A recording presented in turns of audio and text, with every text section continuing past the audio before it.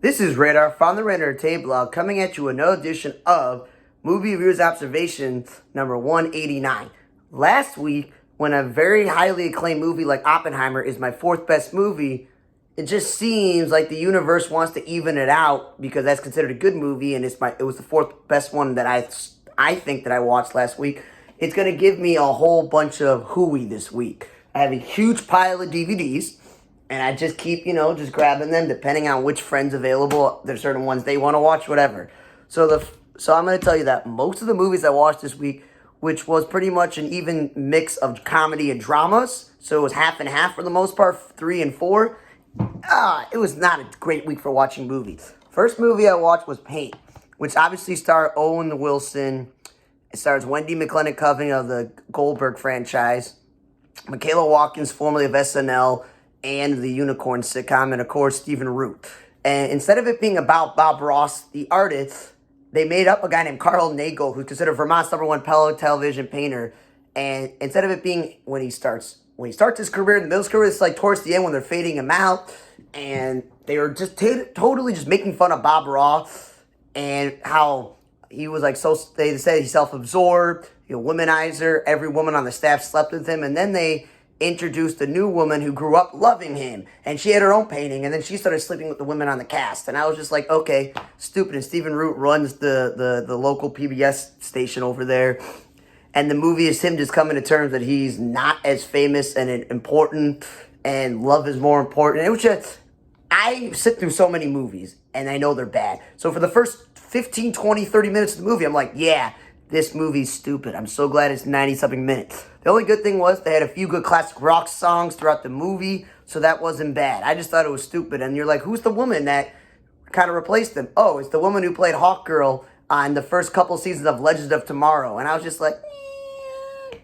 Some of it was a little bit cringe based on the fact that she was sleeping with two of the women on this set, and the mother went to school with one of them, and her grandmother went to school with the other. That stood out. Really stupid. That's all. So, I love Owen Wilson, but when he dies, it's not going to be on his Hall of Fame clip of movie. Then I watched No Hard Feelings with Jennifer Lawrence, of Hunger Games and the prequel X-Men movie. And she hasn't acted, I haven't seen her in many movies in a while. So she decides, you know what, I haven't acted in a while, but I'm going to be in this movie, which is rated R. It definitely should be. It's very cringe. Matthew Broderick has a wig with long white hair, and he plays like a rich helicopter parent. I don't know why he would take the paycheck to be in this movie, because he's a very good actor on Broadway and with obviously Ferris Bueller in the many movies he's been in. Natalie Morales of Parks and Recs, and she had her own sitcom. I can understand why she'd play the pregnant friend in this movie, and I'd also understand why, I forgot what his name is, but one of these stand-up comedians was a realtor in the movie. And I'm like, okay, because he's stand-up comedian, and stand-up comedians want to break into acting more than just having a tour. So the premise of this movie is she has financial problems trying to keep her mother's home because of taxes, so they repossess her car. And she's really desperate for a car because being a waitress doesn't pay enough, so she wants to Uber and Lyft and pay off the house. But obviously she's an immature adult and she's got to grow up and move on. But she just really wants that car, so she agrees to take an ad out to pretend to date this 19-year-old son who obviously repeated high school, so he's not a child, who's about to go off to college, and he has no friends, he doesn't have a girlfriend, doesn't socialize, so the parents want him to go and socialize. And she tries so hard to get him to like her that he maces her, thinking that she's trying to kidnap him in a van. The whole trying to have sex with him to steal the deal, which was pretty stupid, and going to high school parties and all this other stuff and being jealous of a high school girl who's going to the same college as him. It was so cringe that she was like pretending to force her way to be his girlfriend in order for her to get paid and to get a car, and things blow up in their face, and he finds out, gets upset. She gets the car, but in a bad way. He's upset, and then his nanny apparently was Kyle Mooney, who left SNL supposedly for brighter pasture. And again, I understand why he would take a paycheck to be in a very bad movie that just was cringe when I was watching. I thought it was just a horrible movie. And if you're supposedly a good actress like Jennifer Lawrence, why waste your time in this movie when you haven't acted in a while and you want to get back into acting, apparently? I understand why the people who were on a short-lived sitcom or guest starred on a sitcom or were on SNL, why they would do it. But again, saving grace that this movie was barely an hour and 43 minutes. Next movie I watched was Past Life, starring Greta Lee and John Magaro. So basically what it is two childhood friends are a guy and a girl growing up, and the parents of the girl move to the United States, and he never sees her again, but they were like boyfriend and girlfriend as little kids. Then somehow they connect. I don't know if that was in high school, college, but the problem was there were so many like flashbacks when they were kids to when he's in Korea and her in her life that this movie should have, like the library should have put a bilingual sticker on there, or if you just advertised it as a foreign film, then you're actually like prepared to watch a movie where you got to read plenty of subtitles. It doesn't say anything that is going to be in that, so it's just like, what is going on? It doesn't say anything in that in the description, and obviously the two of them never get to be near each other until One Fateful Weekend, and that's how the movie starts, and that's how it ends. But it never really explain. It had to explain how they got there, and I thought romantically the two of them would get together. Now, obviously that's not realistic, but again, movies are realistic. I thought, okay, that'd be cool, and she obviously has a husband, so it kind of ruins it. And it was okay, well written, but if it wasn't like 60 to 75% in Korean, then maybe I would have thought it was an above average movie, but it's an average movie. It's not a horrible movie. It's also only an hour and 45 minutes long. Then I watched Joyride, which I've seen a lot of girls trip movies with white actresses, black actresses, Hispanic actresses. So it's nice they've gotten into the sphere of having Asian actresses. And what it is chaos ensues. So literally, there's a successful lawyer, and she's got a trip, and she takes her best friend with her, who's an artist, but a weird artist, and the two of them were two Asian girls growing up as the only two Asian girls on the block. The one who's the artist is not, no, her parents were Asian, but the other girl, she was adopted, and they were friends her whole life. And the one who's, you know, the artist has a weird cousin called Dead Eyes who comes on the trip, and they meet up with the lawyer's other best friend from college, who's an actress, and she has this whole facade of being the good girl, whatever. And she tries to get the business meeting, but she doesn't really speak the language. She doesn't know where her parents come from and stuff. So it's about a message of discovering who you are, going on a journey, and even if like you're friends and you pissed off at each other and you don't want to talk to each other, it's like, oh, they're always going to be there for you. And they go through all of this trouble of like looking for the mother the adoption agency, and then having to go to Korea.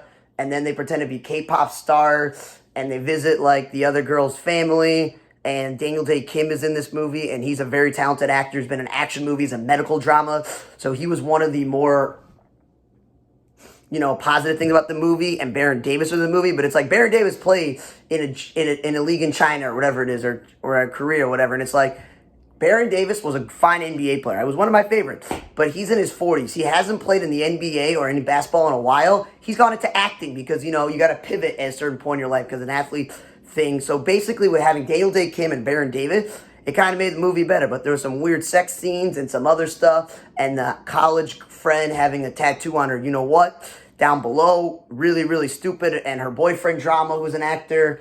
And it was just like, okay, cool. And obviously they become friends, and they, after again in the movie, when they all decide to reconcile with each other and they move on with their lives and do different things.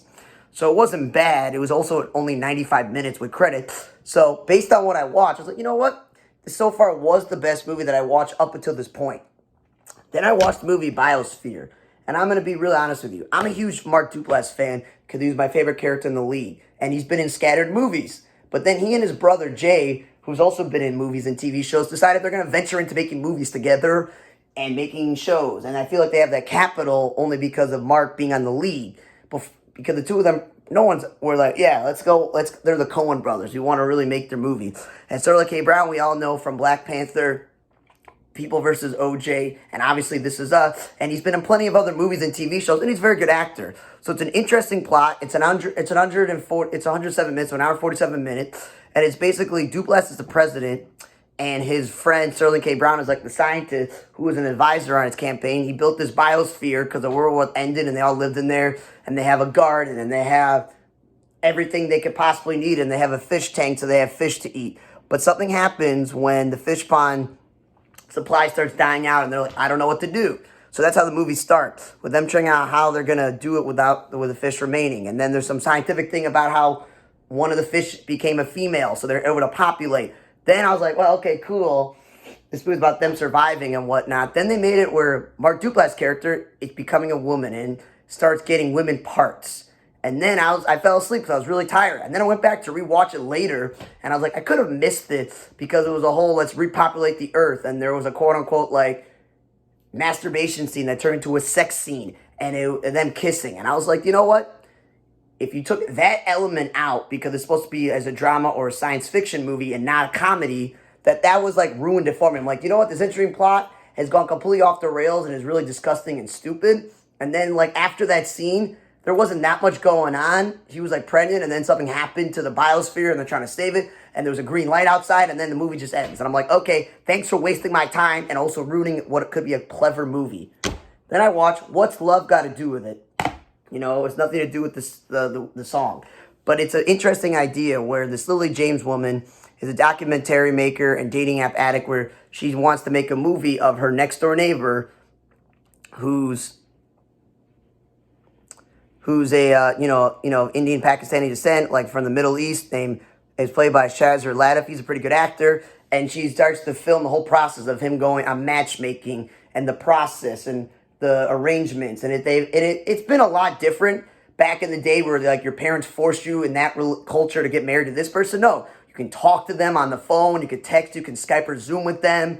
You can, go to matchmaking events and then kind of make the decision. It's not just like you're forced to go do this stuff. So it's an interesting updated version of that. Emma Thompson plays the mother of the girl who wants her to get married and keeps saying she'd be in a relationship, even setting up with the veterinarian who's like, who always is fixing the dog. And they're very close to next door. And I thought it was a clever movie. I didn't think it was the best movie I watched. I think it was the worst movie. But based on what I've been telling you, that The Joyride was so far the best movie, I thought this was clever and easy. And as a rom-com, I could tell where this movie was going. Obviously, I'm not trying to spoil anything, but you got to understand this. A girl who's hesitant to date, is on all the dating apps, is really questioning his friend's decision to marry someone he's never physically met, who's really younger and doesn't know what she wants to do in life, and he's a successful doctor and all this other stuff. So it also was interesting, that the family shunned the sister who married a white guy. So I know that's a spoiler, but still I thought that was interesting to know about that aspect and stuff like that. So it was a clever movie. It was an hour and 47 minutes, wasn't that long. And it was the best movie I watched this week. The next movie I watched was called Jesus Revolution. It's based off a true story. So when things are based off a true story, you're not sure how factual they're going to be. You don't know how correct the story is going to be. But whoever wrote this movie, starring Joe Courtney, Jonathan Rumi, Kirby Williams Paisley, Anna Grace Barlow, and Kelsey Grammer,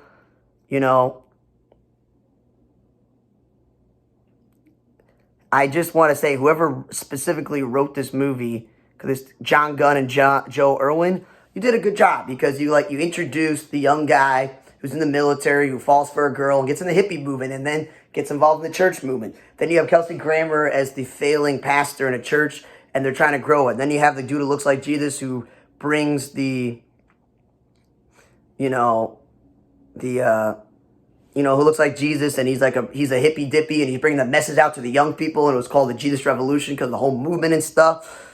And then they work together, with the pastor, Kelsey Grammer, and it was an interesting thing, and Time Magazine was writing about it, and it was all about the story of how the pastor did it, this hippie dippy guy, the whole movement, this young guy, and what he did in the Christian movement, and his love story, and his upbringing. So I thought it was interesting. You bring the Jesus-looking guy who's a hippie. You have the dude who's in the military school who decided to be a hippie, and then he's in religion. And then you have Kelsey Grammer, who's the old pastor, who decides to change up his views on hippies and young people, and becomes this huge world-renowned movement with all these mega churches, spreading the gospel, spreading all the churches and stuff. And I thought it was pretty cleverly put together and written. And it was an hour and 57 minutes, and then they explain you what happened to all the main characters. And of course, it was like hippy dippy, so they played a lot of good classic rock songs. They did play the worst Doobie Brothers song, Jesus All Right, but for the most part, I thought it was cleverly written. I went in this movie hate watching because I just this just looks stupid. So overall, this week, not as good as last week, but literally when Joyride, which has its moments of being a silly comedy, and What's Love Got to Do with It being a silly rom-com are the two best movies I watched. It's not a great movie for movie watching. If Jesus Revolution is my third best one, and I just want to say this. Erase every copy of Paint. Sorry, Owen Wilson, that should never be on your resume. Jennifer Lawrence, delete, no hard feelings. Get that off your resume.